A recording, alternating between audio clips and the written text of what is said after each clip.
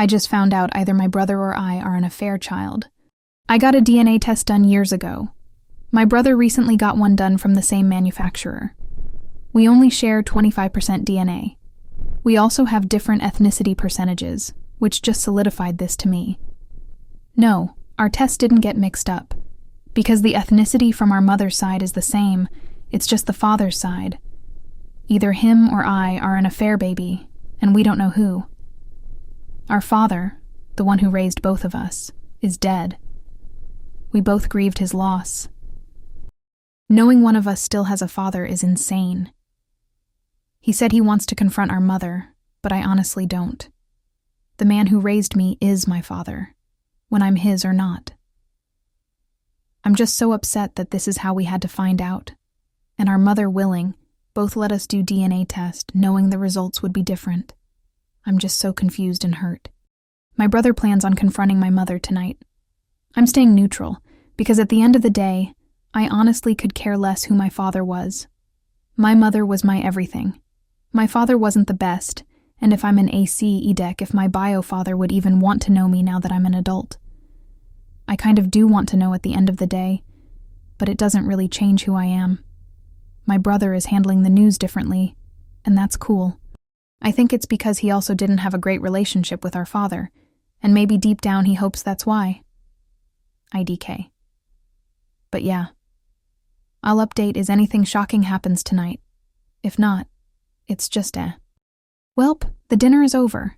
My brother texted me a couple hours ago, only saying, "It's not what I expected." And he's honestly right. I'll put a TLDR at the bottom if you don't want to hear the full story. This is also all second-hand info, so bear with me. So, my brother invited my mom over for dinner. They ate their dinner, and then my SIL took my oldest nibblings to the neighbor for a play date. In all seriousness, it was just so my brother could talk to my mother alone. My brother presented my mom with the pictures of our DNA test. She, according to him, was extremely shocked and distressed, not the behavior of someone who... Long story short, my brother is the affair baby. I put it in quotes because it was consensual with my father. When my mother was in her early 30s, when my brother was conceived, my father was a traveling salesman. My father has always been an amazing salesman, and he was part of an elite group at this company, and they would go on retreats and whatnot to reward the hardest working guys. According to my mom, these recruits were basically swinger events. If you don't know what swinging is, feel free to look it up yourself.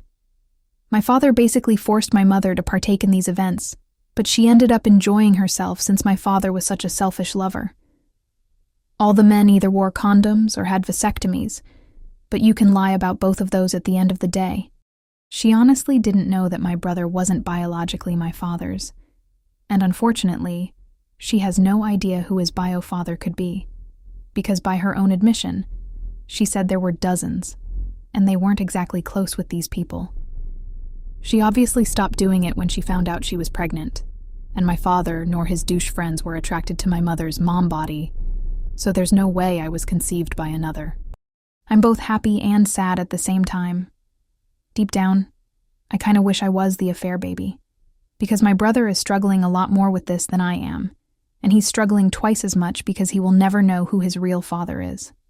Like I said, I'm probably going to respectfully bow out here, but if he reaches out for support or help, I'm not going to decline. I'm just giving him space to digest everything. I know, weird ending. But IDK, I don't feel all that different. Maybe it's because I'm not the one in his situation, but I feel very unchanged. Probably because, like I said, my father is dead, biological or not. I've grieved and moved on, and even if I found out he wasn't my father, I still wouldn't have a father. I don't see myself updating any further. We found out what we found out.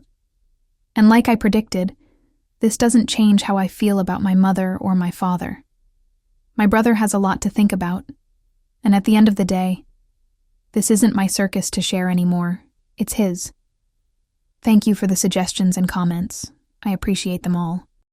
My brother is the affair child. My mother and father were swingers when my brother was conceived, and she has no idea who the bio father could be. Dead end? Maybe. My husband keeps calling me Judy, but that's not my name, and I'm afraid for my life. I'm sitting here trying not to feel foolish, too scared to leave my bedroom. I don't know what to do. I'm at my wit's end. Please help. My husband is just outside the door, and I'm afraid what he'll do if I... Oh, God, that sounds like he's... No, let me explain. Ricky and I were on a hiking trip earlier this week. We were winding along a trail deep in a gorge, and it was just after sunset, so the gorge was dark with shadows. I never saw anything myself, but Ricky swore he spotted a lost child. He went off the path with our dog Gordy. I couldn't keep up. Eventually he came back, looking anguished. Gordy had apparently run off snarling into the darkness, and he worried our pit bull was going to maul some lost kid out there. I don't know what's gotten into him, he said. Gordy is a good dog most of the time, but he can be aggressive with strangers coming to our home. It wasn't completely outside the realm of possibility for him to bite if he thought we were threatened, though it seemed odd a child would trigger that response. I pressed my husband for a description of this child, and he admitted he didn't get a good look, but said he thought the kid was naked, and that he mostly thought it was a child because he heard talking. I suggested he may have heard a baby deer or other animal, and wouldn't that be something Gordy would be more likely to chase? And wouldn't a talking kid, answer our shouts? He agreed. Even so, we searched a while longer before the twilight became too dark, and we returned to the cabin where we were staying. The next morning, Gordy was back, scratching at the cabin door. We'd lost the spark for hiking, so cut our trip short and drove back home. That's when it all got strange. I have insomnia sometimes, so I stay downstairs watching TV while Ricky sleeps upstairs.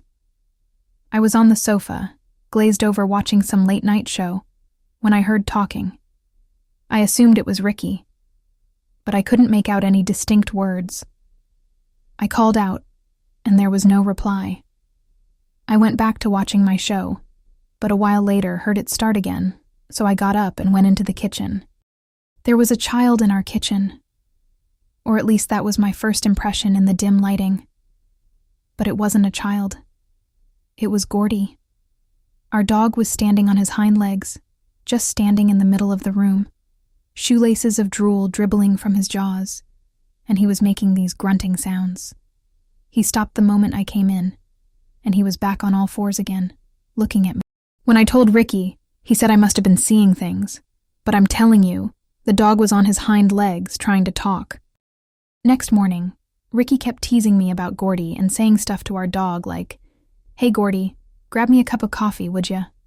Or, "Hey, can you answer the phone for me?" Gordy would just stare at him. Honestly, he was still acting a little strange, but after Ricky's teasing, I was done worrying about the dog, so I left for work. I was on lunch break when I got the text from Ricky. Ricky, heard talking. Thought it was you, but just found Gordy downstairs. Ricky, something wrong? He's making weird noises and think he's got mange? He's losing some skin. Ricky, OMW to vet I called, but Ricky never talks on the phone while driving, so it didn't surprise me it went to voicemail. I texted him to call me after he got to the vet. After work, I checked my phone. Ricky hadn't texted. On my drive home, I tried calling multiple times to no answer. Ricky was not home. Most vets close by 6 p.m., so where was my husband? I checked his location on my phone, and to my surprise, he wasn't far at all, maybe 10 minutes away. So I drove out there. It was on a country road, the route we take to the emergency vet. And at first, I didn't see his car anywhere. I finally found it when I noticed some of the grass flattened beside the road, and that his car had veered off into a ditch. By now, the sun was setting. I noticed the driver door open and muddy footprints. Ricky's phone was in the passenger seat. I followed the tracks, but they vanished in the grass, and I walked around, calling for Ricky, and stopped when I found Gordy. Or rather, what was left of Gordy. I should have taken a picture, but I was so distressed. It was our Gordy, but it was like something had split him in half, like those pig carcasses you see hanging from meat hooks at slaughterhouses. I could count his ribs. I called the cops. They came out and examined the scene of the accident, but after looking at the footprints, concluded it was only Ricky who'd been out here. They seemed to suspect my husband must have done this to Gordy, even though I told them Ricky had been on the way to the vet.